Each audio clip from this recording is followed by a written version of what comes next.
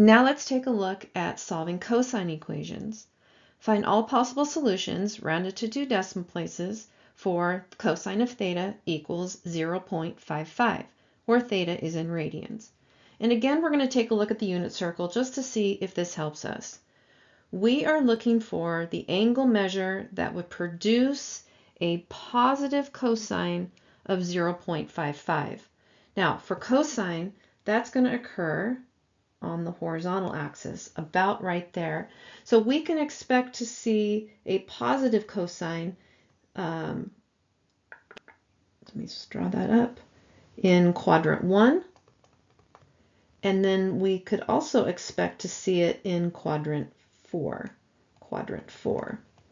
Okay, that's my expectation. And because of the limitations for cosine inverse, I know that when I first initially put this into my calculator, that I'm going to have a border or a solution that is between 0 and pi. So I'm expecting that when I put into my calculator cosine inverse of 0.55, that the calculator is going to return to me an angle measure that is in quadrant 1. And so go ahead and do that. When I did that, I got 0.9884320.889, which rounds to approximately 0.99. Now, what is the other angle measure? Well, there's 2 ways to write that angle measure. I could say negative 0.99, or if I'm looking for a positive angle measure, I could say whatever that counterclockwise angle measure is.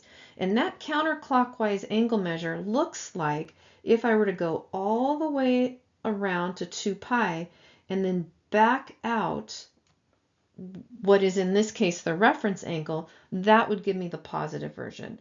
This particular one doesn't say anything about the angle being positive or negative, so I could say theta is equal to negative 0.99 if I wanted, but I think I'm going to go ahead and just keep consistent here with positive angles and say that the other answer for theta would be 2 pi minus that value that I said was 0.9884320.889, which I called 0.99, and that gets me approximately 5.29, which I think I can believe because I know that 2 pi is 6.28, so 5.29 seems realistic that it's in the 4th quadrant.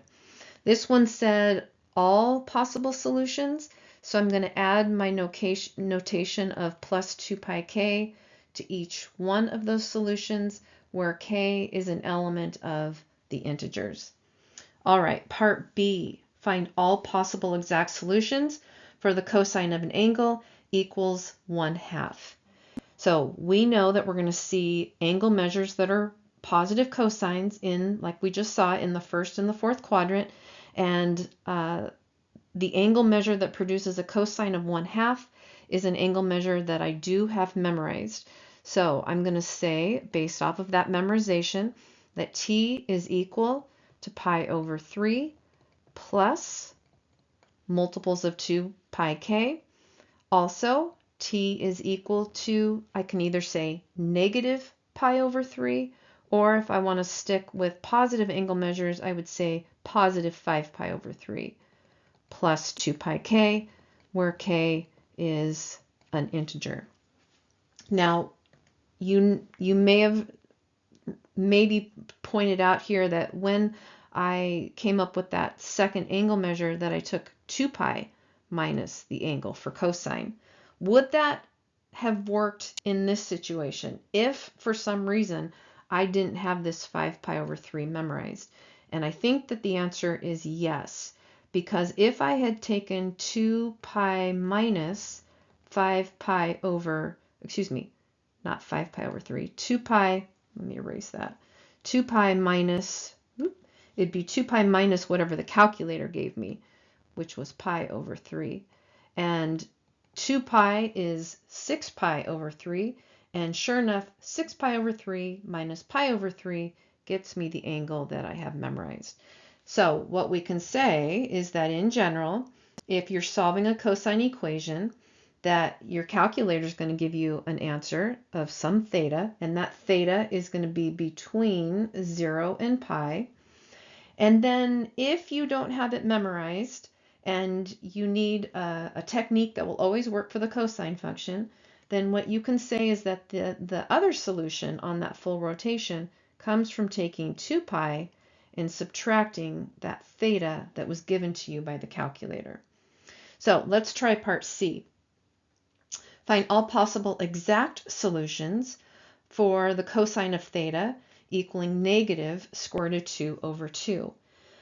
If I have this memorized, then I'm going to say that theta is equal to, let's see, I'm going to expect to see an angle measure that's a negative cosine in quadrant 2 and quadrant 3. And that's going to happen at, I think that's going to happen at 3 pi over 4. That's also going to happen at 5 pi over 4. So I'm going to say 3 pi over 4, and I'm also going to say 5 pi over 4. I don't have to say any k value, like plus 2 pi k, where k is an integer, because I'm not looking for all of the solutions indefinitely. I'm looking for just the solutions that are on that one rotation. So I'm going to make this a little bit more formal and write this as a solution set of 3 pi over 4 and 5 pi over 4.